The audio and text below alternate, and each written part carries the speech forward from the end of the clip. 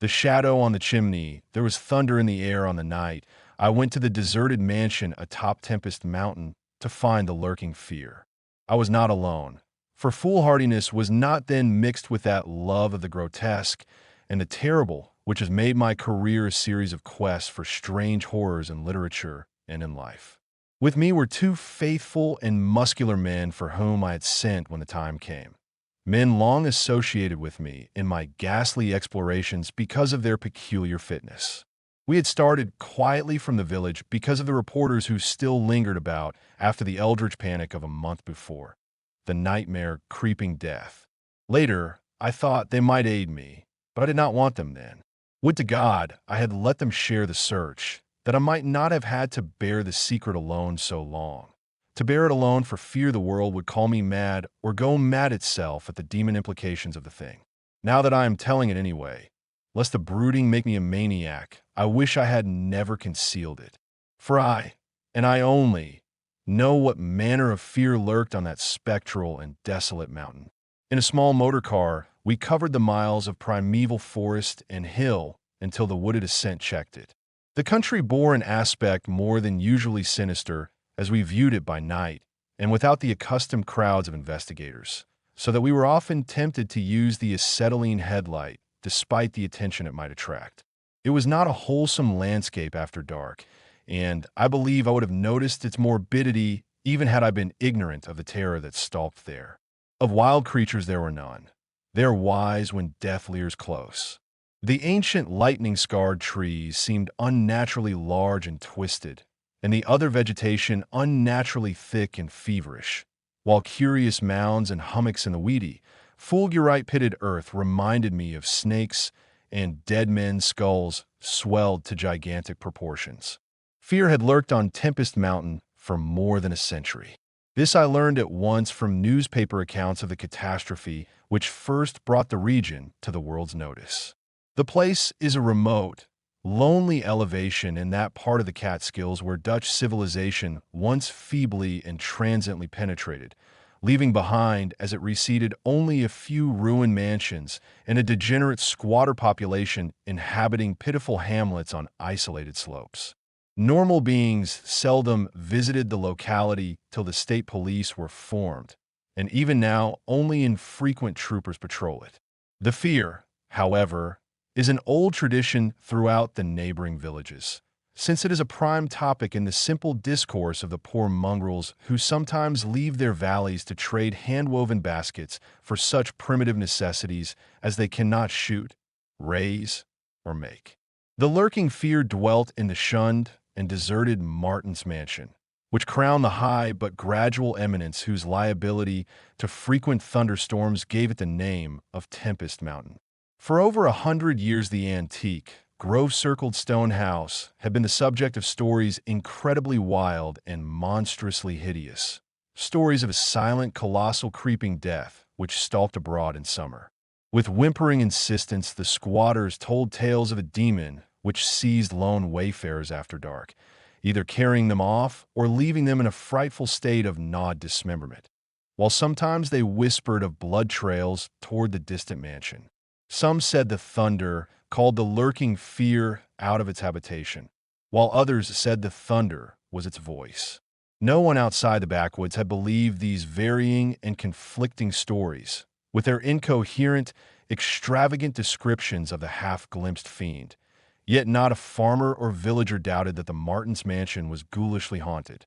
Local history forbade such a doubt, although no ghostly evidence was ever found by such investigators as had visited the building after some especially vivid tale of the squatters. Grandmothers told strange myths of the Martin specter, myths concerning the Martins family itself, its queer hereditary dissimilarity of eyes, its long, unnatural annals, and the murder which had cursed it. The terror which brought me to the scene was a sudden and portentous confirmation of the mountaineers' wildest legends. One summer night, after a thunderstorm of unprecedented violence, the countryside was aroused by a squatter stampede which no mere delusion could create. The pitiful throngs of natives shrieked and whined of the unnameable horror which had descended upon them, and they were not doubted. They had not seen it, but had heard such cries from one of their hamlets that they knew a creeping death had come. In the morning, citizens and state troopers followed the shuddering mountaineers to the place where they said the death had come. Death was indeed there. The ground under one of the squatters' villages had caved in after a lightning stroke, destroying several of the malodorous shanties. But upon this property damage was superimposed an organic devastation which paled it to insignificance. Of a possible 75 natives who had inhabited this spot, not one living specimen was visible. The disordered earth was covered with blood and human debris, bespeaking too vividly the ravages of demon teeth and talons. Yet no visible trail led away from the carnage. That some hideous animal must be the cause, everyone quickly agreed. Nor did any tongue now revive the charge that such cryptic deaths formed merely the sordid murders common in decadent communities. That charge was revived only when about 25 of the estimated population were found missing from the dead. And even then, it was hard to explain the murder of 50 by half that number. But the fact remained that on a summer night, a bolt had come out of the heavens and left a dead village whose corpses were horribly mangled, chewed, and clawed. The excited countryside immediately connected the horror with the haunted Martin's mansion, though the localities were over 3 miles apart. The troopers were more skeptical, including the mansion only casually in their investigations, and dropping it altogether when they found it thoroughly deserted. Country and village people, however, canvassed the place with infinite care, overturning everything in the house, sounding ponds and brooks, beating down bushes, and ransacking the nearby forests. All was in vain. The death that had come had left no trace save destruction itself. By the second day of the search, the affair was fully treated by the newspapers, whose reporters overran Tempest Mountain.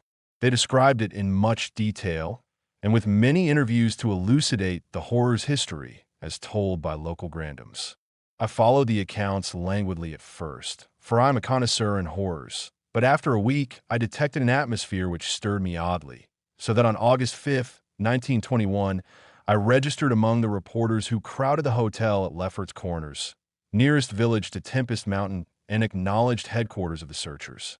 3 weeks more, and the dispersal of the reporters left me free to begin a terrible exploration based on the minute inquiries and surveying with which I had meanwhile busied myself. So on this summer night, while distant thunder rumbled, I left a silent motor car and tramped with 2 armed companions up the last mound-covered reaches of Tempest Mountain, casting the beams of an electric torch on the spectral gray walls that began to appear through giant oaks ahead. In this morbid night's solitude and feeble, shifting illumination, the vast box-like pile displayed obscure hints of terror which day could not uncover. Yet I did not hesitate, since I had come with fierce resolution to test an idea. I believed that the thunder called the death demon out of some fearsome secret place, and be that demon solid entity or vaporous pestilence, I meant to see it. I had thoroughly searched the ruin before, hence knew my plan well, choosing as the seat of my vigil the old room of Jan Martin's, whose murder loomed so great in the rural legends. I felt subtly that the apartment of this ancient victim was best for my purposes. The chamber, measuring about 20 feet square, contained like the other rooms some rubbish which had once been furniture. It lay on the second story, on the southeast corner of the house, and had an immense east window and narrow south window, both devoid of panes or shutters. Opposite the large window was an enormous Dutch fireplace with scriptural tiles representing the prodigal son, and opposite the narrow window was a spacious bed built into the wall. As the tree-muffled thunder grew louder, I arranged my plan's details. First, I fastened side by side to the ledge of the large window 3 rope ladders which I had brought with me. I knew they reached a suitable spot on the grass outside, for I had tested them. Then the 3 of us dragged from another room a wide 4-poster bedstead, crowding it laterally against the window. Having strewn it with fir boughs, all now rested on it with drawn automatics, 2 relaxing while the 3rd watched. From whatever direction the demon might come, our potential escape was provided. If it came from within the house, we had the window ladders, if from outside, the door and the stairs.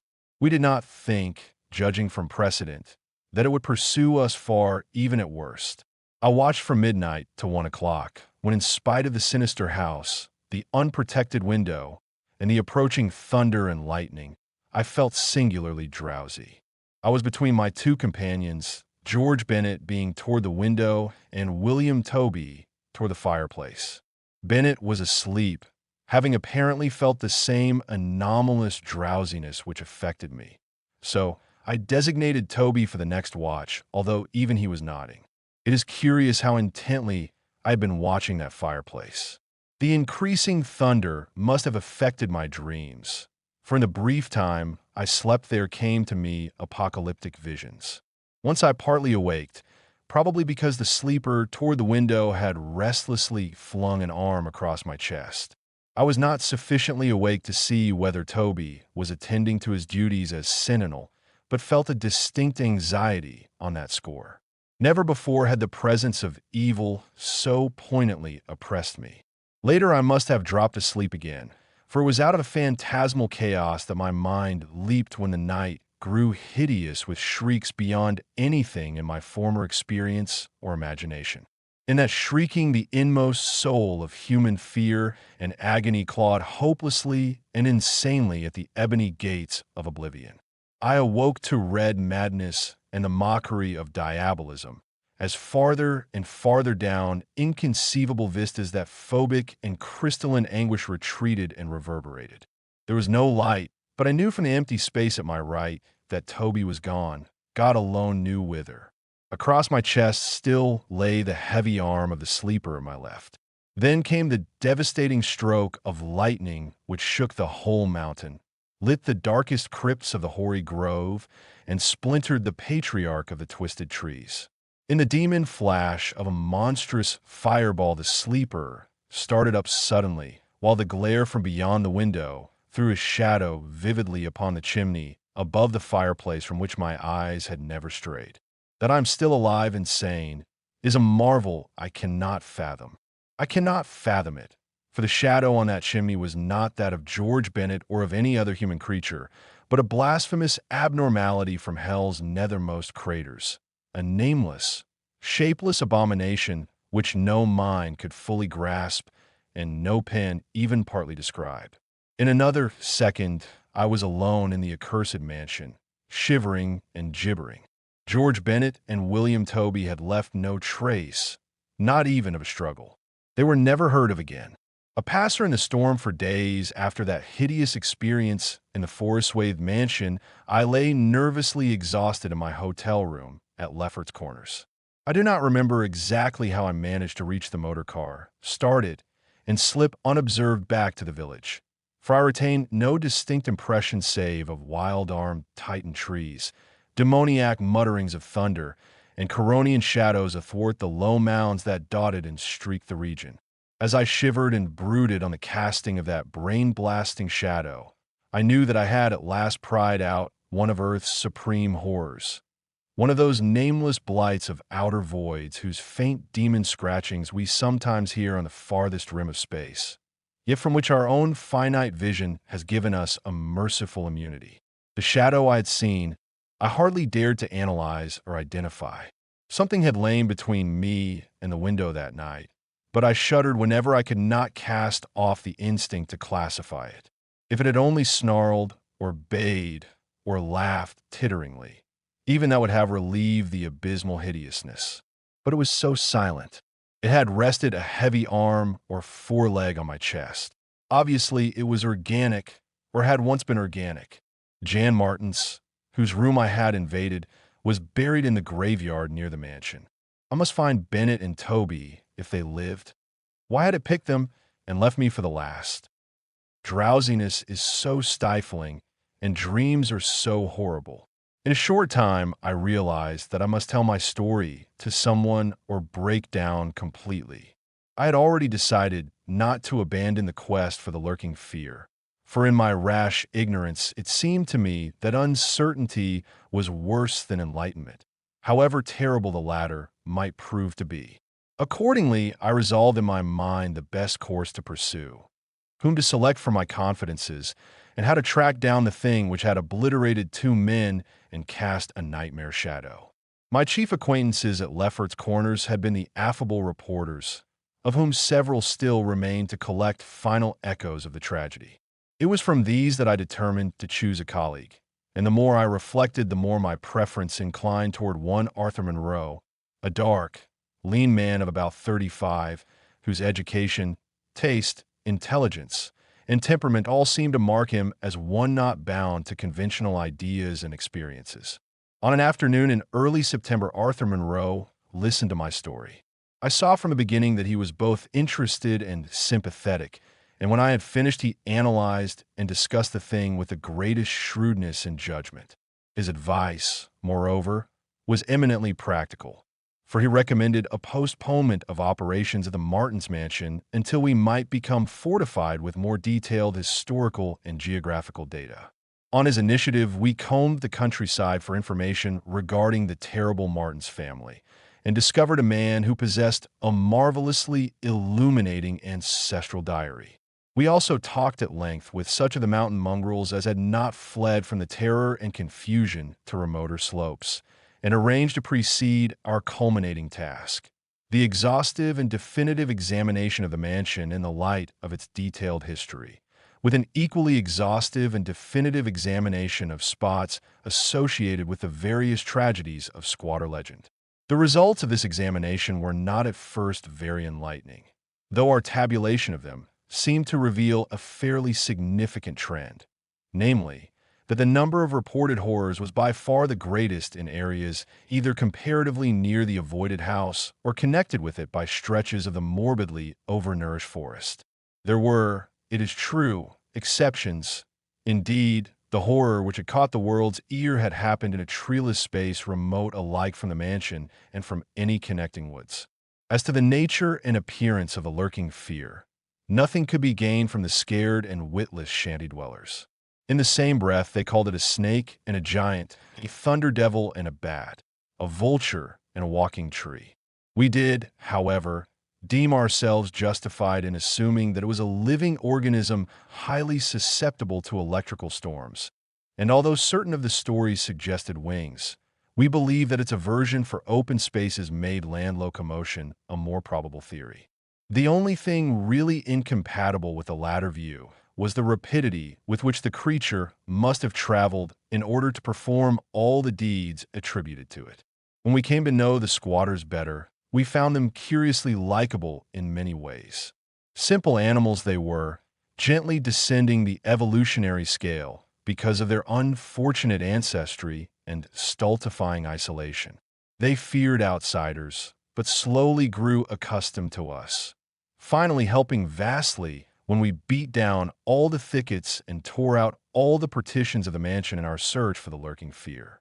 When we asked them to help us find Bennett and Toby, they were truly distressed, for they wanted to help us, yet knew that these victims had gone as wholly out of the world as their own missing people, that great numbers of them had actually been killed and removed. Just as the wild animals had long been exterminated, we were of course thoroughly convinced, and we waited apprehensively for further tragedies to occur. By the middle of October, we were puzzled by our lack of progress.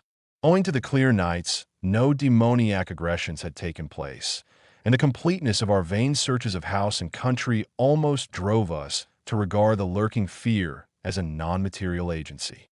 We feared that the cold weather would come on and halt our explorations, for all agreed that the demon was generally quiet in winter. Thus there was a kind of haste and desperation in our last daylight canvass of the horror-visited hamlet, a hamlet now deserted because of the squatter's fears. The ill-fated squatter hamlet had borne no name, but had long stood in a sheltered though treeless cleft between two elevations called respectively Cone Mountain and Maple Hill. It was closer to Maple Hill than to Cone Mountain, some of the crude abodes indeed being dugouts on the side of the former eminence. Geographically, it lay about 2 miles northwest of the base of Tempest Mountain, and 3 miles from the Oakgirt mansion.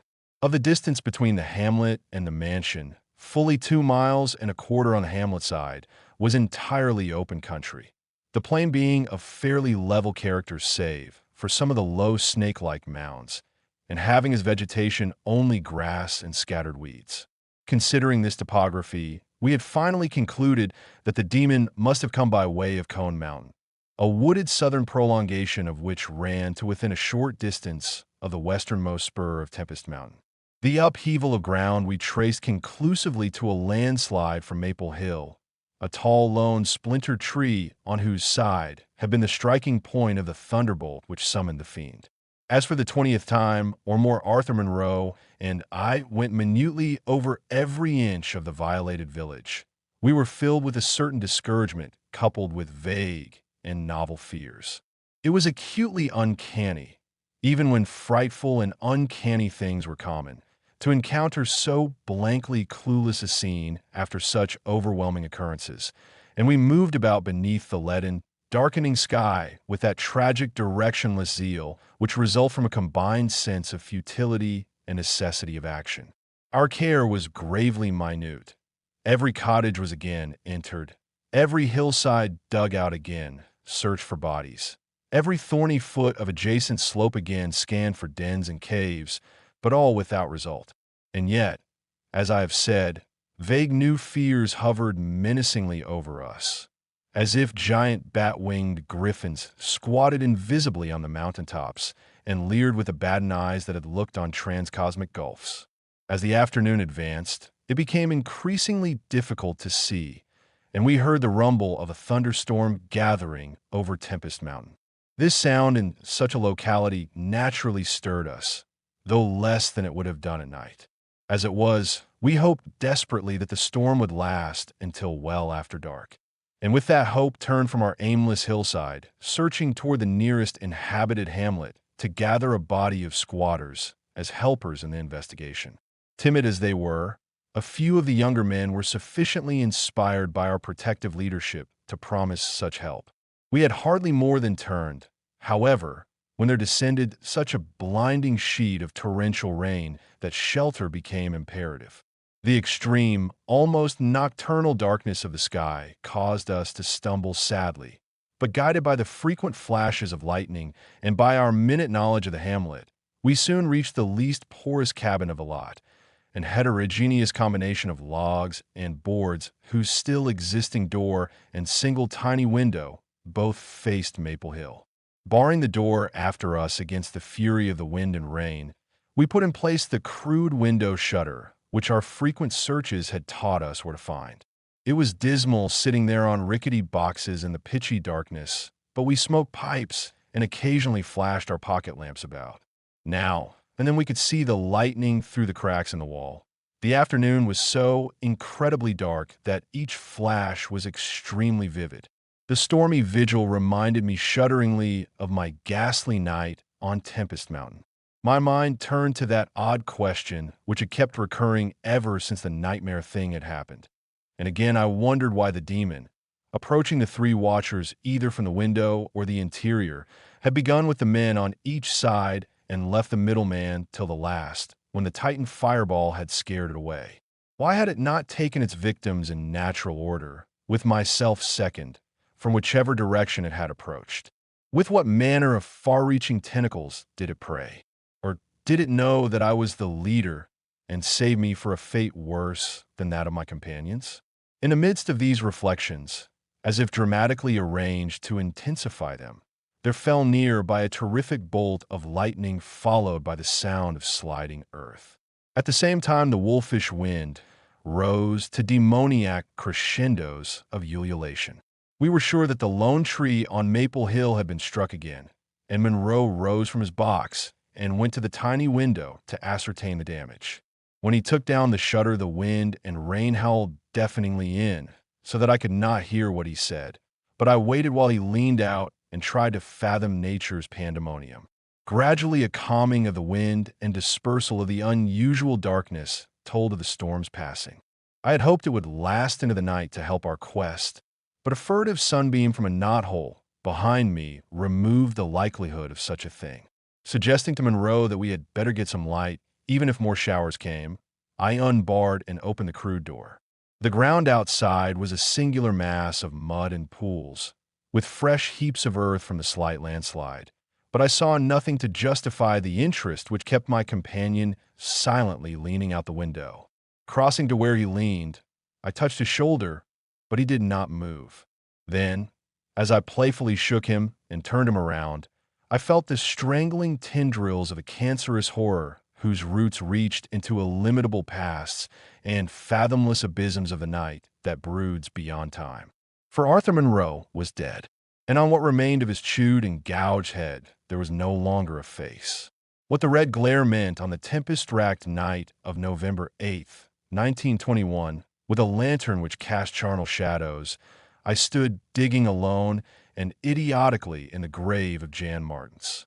I had begun to dig in the afternoon because a thunderstorm was brewing, and now that it was dark and the storm had burst above the maniacally thick foliage, I was glad. I believe that my mind was partly unhinged by events since August 5th, the demon shadow in the mansion, the general strain and disappointment, and the thing that occurred at the hamlet in an October storm. After that thing, I had dug a grave for one whose death I could not understand. I knew that others could not understand either, so let them think Arthur Monroe had wandered away. They searched, but found nothing. The squatters might have understood, but I dared not frighten them more. I myself seemed strangely callous. That shock at the mansion had done something to my brain, and I could think only of the quest for a horror now grown to cataclysmic stature in my imagination, a quest which the fate of Arthur Monroe made me vow to keep silent and solitary. The scene of my excavations would alone have been enough to unnerve any ordinary man. Baleful primal trees of unholy size, age, and grotesqueness leered above me like the pillars of some hellish druidic temple, muffling the thunder, hushing the clawing wind, and admitting but little rain.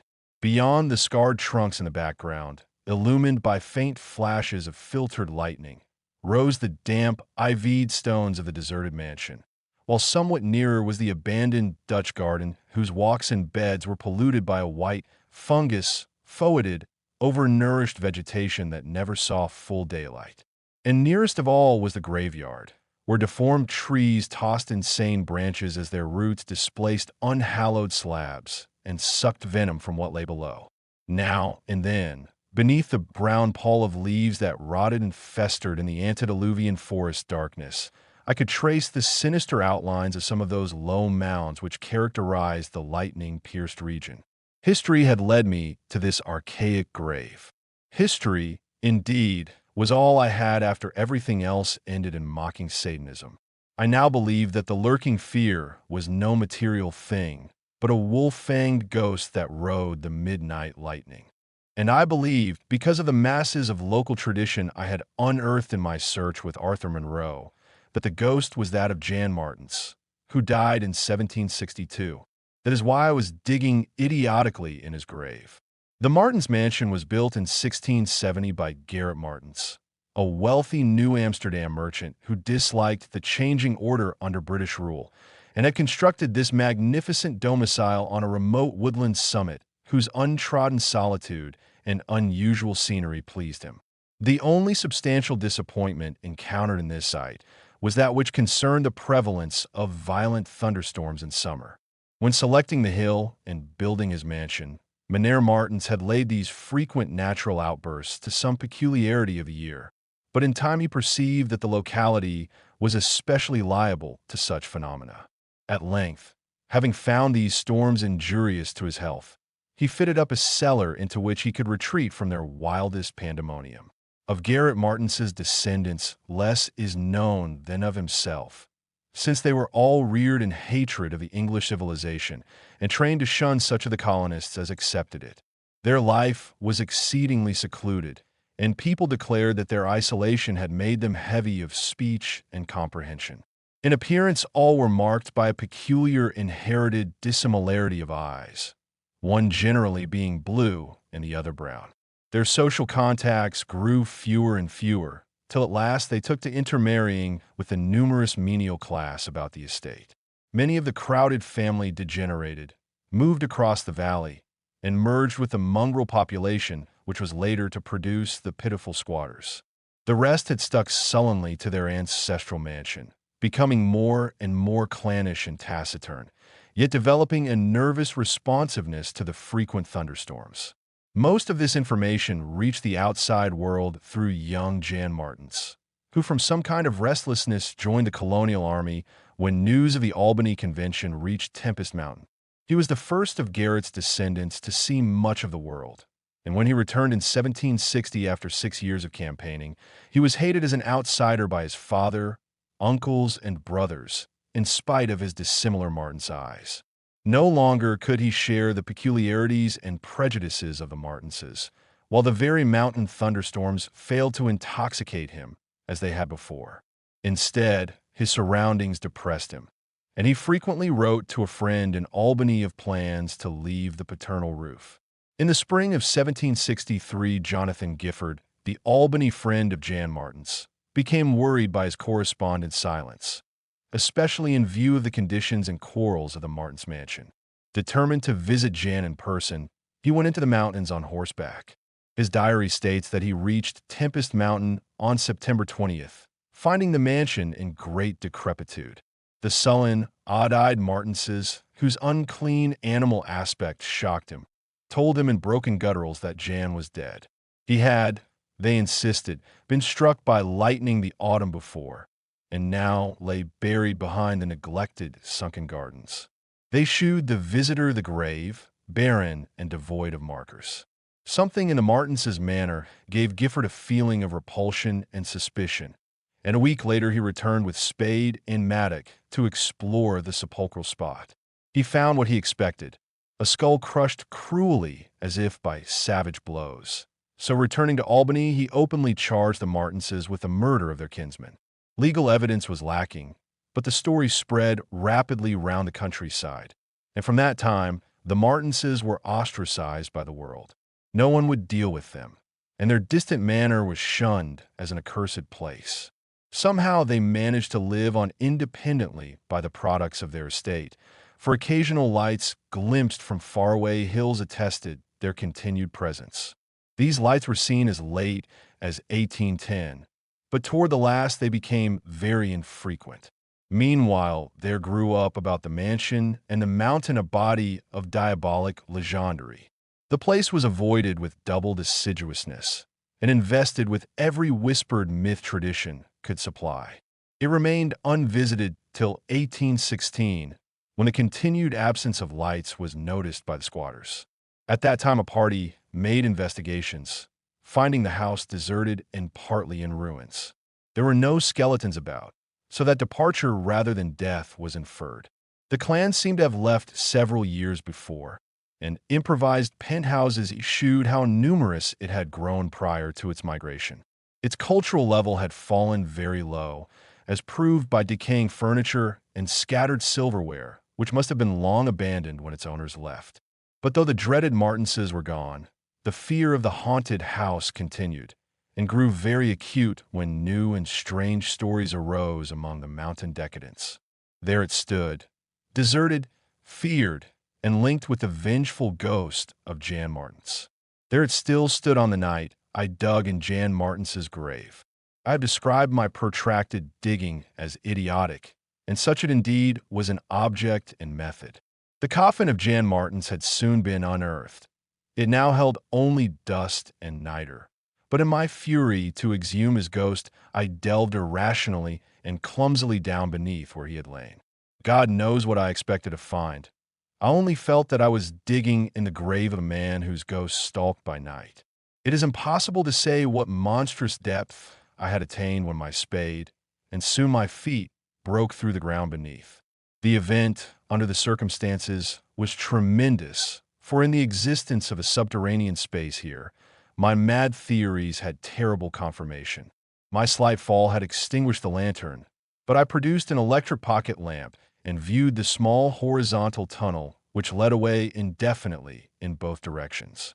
It was amply large enough for a man to wriggle through, and though no sane person would have tried it at that time, I forgot danger, reason, and cleanliness in my single-minded fever to unearth the lurking fear.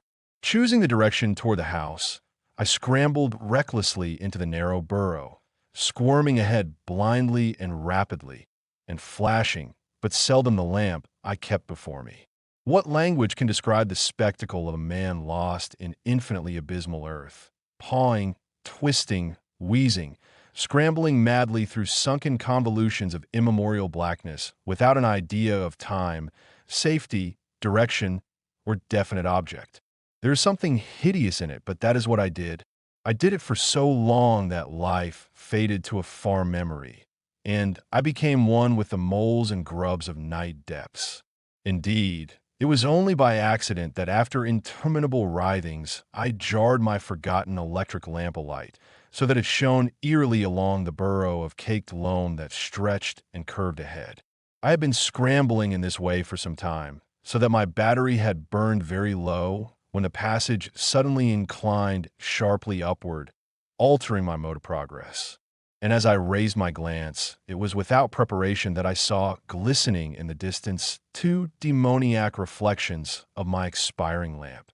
Two reflections glowing with a baneful and unmistakable effulgence, and provoking maddeningly nebulous memories. I stopped automatically, though lacking the brain to retreat. The eyes approached, yet of the thing that bore them, I could distinguish only a claw. But what a claw! Then, far overhead, I heard a faint crashing which I recognized. It was the wild thunder of the mountain, raised to hysteric fury. I must have been crawling upward for some time, so that the surface was now quite near. And as the muffled thunder clattered, those eyes still stared with vacuous viciousness. Thank God I did not then know what it was, else I should have died. But I was saved by the very thunder that had summoned it. For after a hideous wait, there burst from the unseen outside sky one of those frequent mountain-moored bolts whose aftermath I had noticed here and there as gashes of disturbed earth and fulgurites of various sizes. With cyclopean rage it tore through the soil above that damnable pit, blinding and deafening me, yet not wholly reducing me to a coma.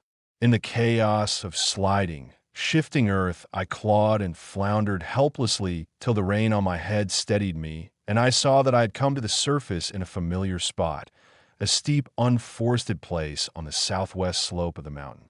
Recurrent sheet lightnings illumined the tumbled ground and the remains of the curious low hummock which had stretched down from the wooded higher slope, but there was nothing in the chaos to shew my place of egress from the lethal catacomb. My brain was as great a chaos as the earth, and as a distant red glare burst on the landscape from the south, I hardly realized the horror I had been through. But when 2 days later the squatters told me what the red glare meant, I felt more horror than that which the mole burrow and the claw and eyes had given. More horror, because of the overwhelming implications. In a hamlet 20 miles away, an orgy of fear had followed the bolt which brought me above ground, and a nameless thing had dropped from an overhanging tree into a weak-roofed cabin. It had done a deed, but the squatters had fired the cabin in frenzy before it could escape. It had been doing that deed at the very moment the earth caved in on the thing with the claw and eyes. The horror in the eyes, there can be nothing normal in the mind of one who, knowing what I knew of the horrors of Tempest Mountain, would seek alone for the fear that lurked there. That at least two of the fear's embodiments were destroyed formed but a slight guarantee of mental and physical safety in this Acheron of multiform diabolism. Yet I continued my quest with even greater zeal as events and revelations became more monstrous. When, 2 days after my frightful crawl through that crypt of the eyes and claw, I learned that a thing had malignly hovered 20 miles away at the same instant the eyes were glaring at me, I experienced virtual convulsions of fright. But that fright was so mixed with wonder and alluring grotesqueness that it was almost a pleasant sensation. Sometimes, in the throes of a nightmare when unseen powers whirl one over the roofs of strange dead cities toward the grinning chasm of an IS, it is a relief and even a delight to shriek wildly and throw oneself voluntarily along with the hideous vortex of dream doom into whatever bottomless gulf may yawn. And so it was with the waking nightmare of Tempest Mountain. The discovery that two monsters had haunted the spot gave me ultimately a mad craving to plunge into the very earth of the accursed region, and with bare hands dig out the death that leered from every inch of the poisonous soil. As soon as possible, I visited the grave of Jan Martens, and dug vainly where I had dug before. Some extensive cave-in had obliterated all trace of the underground passage, while the rain had washed so much earth back into the excavation that I could not tell how deeply I had dug that other day. I likewise made a difficult trip to the distant hamlet where the death creature had been burnt and was little repaid for my trouble. In the ashes of the fateful cabin, I found several bones, but apparently none of the monsters. The squatter said the thing had had only one victim, but in this I judged them inaccurate, since besides the complete skull of a human being, there was another bony fragment which seemed certainly to have belonged to a human skull at some time. Though the rapid drop of the monster had been seen, no one could say just what the creature was like. Those who had glimpsed it called it simply a devil. Examining the great tree where it had lurked, I could discern no distinctive marks. I tried to find some trail into the black forest, but on this occasion could not stand the sight of those morbidly large boles, or of those vast serpent-like roots that twisted so malevolently before they sank into the earth. My next step was to re-examine with microscopic care the deserted hamlet where death had come most abundantly, and where Arthur Monroe had seen something he never lived to describe. Though my vain previous searches had been exceedingly minute, I now had new data to test, for my horrible grave crawl convinced me that at least one of the phases of the monstrosity had been an underground creature. This time, on the 14th of November, my quest concerned itself mostly with the slopes of Cone Mountain and Maple Hill, where they overlook the unfortunate hamlet, and I gave particular attention to the loose earth of the landslide region on the latter eminence. The afternoon of my search brought nothing to light, and dusk came as I stood on Maple Hill looking down at the hamlet and across the valley to Tempest Mountain. There had been a gorgeous sunset, and now the moon came up, nearly full and shedding a silver flood over the plain, the distant mountainside, and the curious low mounds that rose here and there. It was a peaceful Arcadian scene, but knowing what it hid, I hated it. I hated the mocking moon, the hypocritical plain, the festering mountain, and those sinister mounds. Everything seemed to me tainted with a loathsome contagion, and inspired by a noxious alliance with distorted hidden powers. Presently, as I gazed abstractedly at the moonlit panorama, my eye became attracted by something singular in the nature and arrangement of a certain topographical element. Without having any exact knowledge of geology, I had from the first been interested in the odd mounds and hummocks of the region. I had noticed that they were pretty widely distributed around Tempest Mountain, though less numerous on the plain than near the hilltop itself, where prehistoric glaciation had doubtless found feebler opposition to its striking and fantastic caprices. Now, in the light of that low moon which cast long, weird shadows, it struck me forcibly that the various points and lines of the mound system had a peculiar relation to the summit of Tempest Mountain. That summit was undeniably a center from which the lines or rows of points radiated indefinitely and irregularly, as if the unwholesome Martin's mansion had thrown visible tentacles of terror. The idea of such tentacles gave me an unexplained thrill, and I stopped to analyze my reason for believing these mounds glacial phenomena. The more I analyzed, the less I believed, and against my newly open mind there began to beat grotesque and horrible analogies based on superficial aspects and upon my experience beneath the earth. Before I knew it, I was uttering frenzied and disjointed words to myself. My God! Molehills! The damned place must be honeycombed. How many? That night at the mansion, they took Bennett and Toby first, on each side of us. Then I was digging frantically into the mound which had stretched nearest me, digging desperately, shiveringly, but almost jubilantly, digging and at last shrieking aloud with some unplaced emotion as I came upon a tunnel or burrow just like the one through which I crawled on that other demoniac night. After that I recall running, spade in hand, a hideous run across moonlitten, mound-marked meadows and through diseased, precipitous abysses of haunted hillside forest, leaping, screaming, panting, bounding toward the terrible Martin's mansion. I recall digging unreasoningly in all parts of the briar-choked cellar, digging to find the core and center of that malignant universe of mounds. And then I recall how I laughed when I stumbled on the passageway.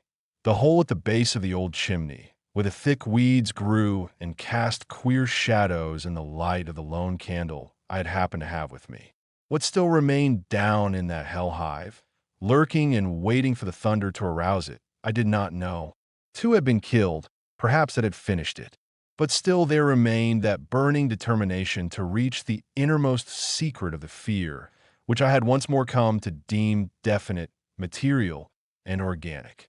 My indecisive speculation whether to explore the passage alone and immediately with my pocket light, or to try to assemble a band of squatters for the quest, was interrupted after a time by a sudden rush of wind from outside, which blew out the candle and left me in stark blackness. The moon no longer shone through the chinks and apertures above me, and with a sense of fateful alarm, I heard the sinister and significant rumble of approaching thunder. A confusion of associated ideas possessed my brain, leading me to grope back toward the farthest corner of the cellar. My eyes, however, never turned away from the horrible opening at the base of the chimney, and I began to get glimpses of the crumbling bricks and unhealthy weeds as faint glows of lightning penetrated the woods outside and illumined the chinks in the upper wall. Every second, I was consumed with a mixture of fear and curiosity. What would the storm call forth? Or was there anything left for it to call? Guided by a lightning flash, I settled myself down behind a dense clump of vegetation, through which I could see the opening without being seen. If heaven is merciful, it will someday efface from my consciousness the sight that I saw, and let me live my last years in peace.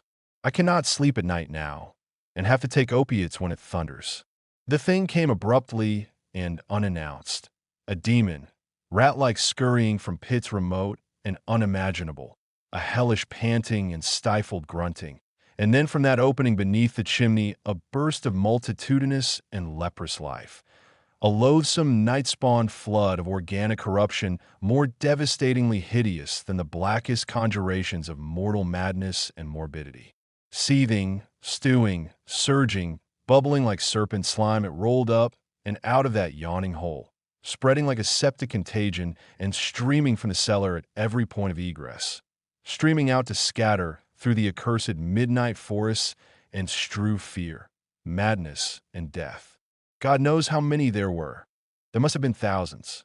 To see the stream of them in that faint, intermittent lightning was shocking.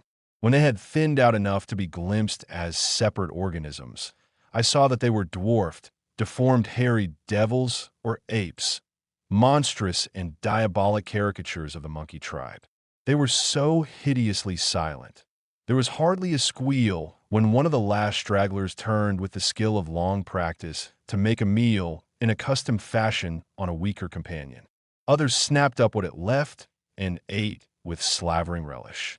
Then, in spite of my days of fright and disgust, my morbid curiosity triumphed, and as the last of the monstrosities oozed up alone from that netherworld of unknown nightmare, I drew my automatic pistol and shot it under cover of the thunder. Shrieking, slithering, torrential shadows of red viscous madness chasing one another through endless, ensanguined corridors of purple fulgurous sky. Formless phantasms and kaleidoscopic mutations of a ghoulish, remembered scene. Forests of monstrous, overnourished oaks with serpent roots twisting and sucking unnameable juices from an earth verminous with millions of cannibal devils. Mound-like tentacles groping from underground nuclei of polypus perversion. Insane lightning over. Malignant ivied walls and demon arcades choked with fungus vegetation. Heaven be thanked for the instinct which led me unconscious to places where men dwell, to the peaceful village that slept under the calm stars of clearing skies. I had recovered enough in a week to send to Albany for a gang of men to blow up the Martins' mansion and the entire top of Tempest Mountain with dynamite, stop up all the discoverable mound burrows, and destroy certain overnourished trees whose very existence seemed an insult to sanity. I could sleep a little after they had done this, but true rest will never come as long as I remember that nameless secret of the lurking fear. The thing will haunt me, For who can say the extermination is complete and that analogous phenomena do not exist all over the world? Who can, with my knowledge, think of the Earth's unknown caverns without a nightmare dread of future possibilities? I cannot see a well or a subway entrance without shuddering. Why cannot the doctors give me something to make me sleep or truly calm my brain when it thunders? What I saw in the glow of my flashlight after I shot the unspeakable straggling object was so simple that almost a minute elapsed before I understood and went delirious. The object was nauseous, a filthy whitish gorilla thing with sharp yellow fangs and matted fur. It was the ultimate product of mammalian degeneration, the frightful outcome of isolated spawning, multiplication, and cannibal nutrition above and below the ground. The embodiment of all the snarling chaos and grinning fear that lurk behind life. It had looked at me as it died, and its eyes had the same odd quality that marked those other eyes which had stared at me underground in excited, cloudy recollections. One eye was blue, the other brown. They were the dissimilar Martin's eyes of the old legends, and I knew in one inundating cataclysm of voiceless horror what had become of that vanished family. The terrible and thunder-crazed house of Martins.